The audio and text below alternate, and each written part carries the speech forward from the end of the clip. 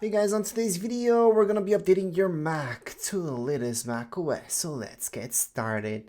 The very first thing you guys should do is going into your system settings.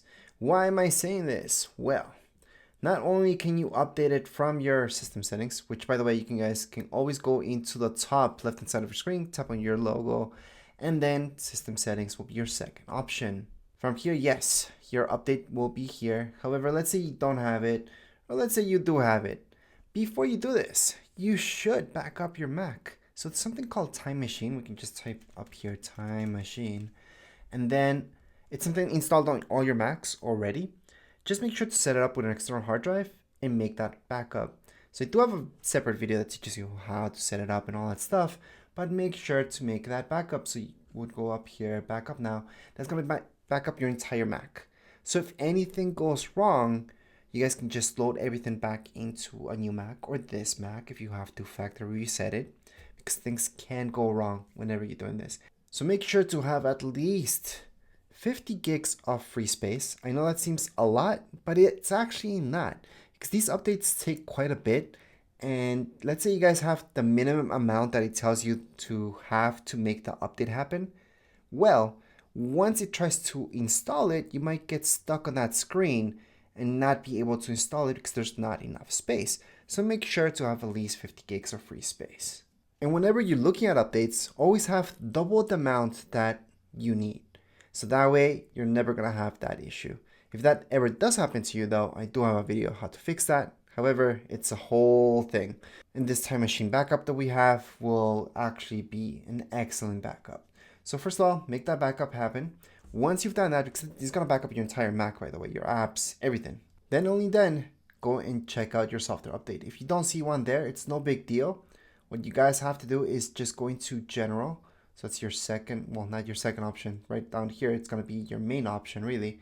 And then software update will be your second option. From there, you should see this. Now, let's say you guys do not see this option here. Just turn on and off automatic updates. That should fix things for you. And some of you down here below, you guys will see this. This will be your update. And that's because not all Macs are compatible with the latest thing. So maybe you guys can just update up to there and you're good to go. So just press on update now. Other than that, for those of you who do have a Mac that's compatible with this latest update, you should see this. You guys can just press on upgrade now. That said, I do have a video that teaches you which Macs are compatible. Now, you can always try to make this update first and then check out if you guys can update to the latest macOS. That could be a thing. It can happen. Now here you guys will notice that it's less than 8 gigs that you guys need. However, like I said, have double, so at least 16 gigs. And 16 is never good enough. Always have 50 gigs of free space whenever you guys are making any updates. So that way, nothing will go wrong. Anyways, we're just gonna press on upgrade now. Once you press on upgrade now, just press on agree.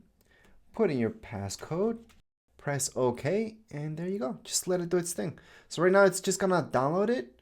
After the download's done, it's just gonna restart by itself. So at this point in time, just let it be. It's gonna download, it's gonna install by itself. You will see, well, if you're staring at your screen the whole time, you will see a countdown later on.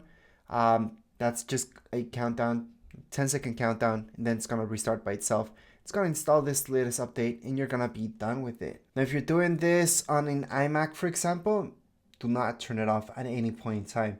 If you guys are doing this on a MacBook or anything like that, don't just run it off the battery. Have it charging while you're doing any updates. All right, so your Mac should have restarted. You would have seen Apple logo, a loading bar, and then it would have been done. So let's just go into your system settings and we're going to double check that everything went okay. You guys will notice things are different now. So right now it says installed, your Mac is up to date, so we're all done. Again, your Mac will be different, so you guys will notice that there was an update. So right away, you're gonna notice the windows are different. There's a few different things about it look-wise. And that would be it. That's it for today's video. If you guys have any comments, questions, you guys can write down in the comments area. Don't forget to subscribe and like. Thank you.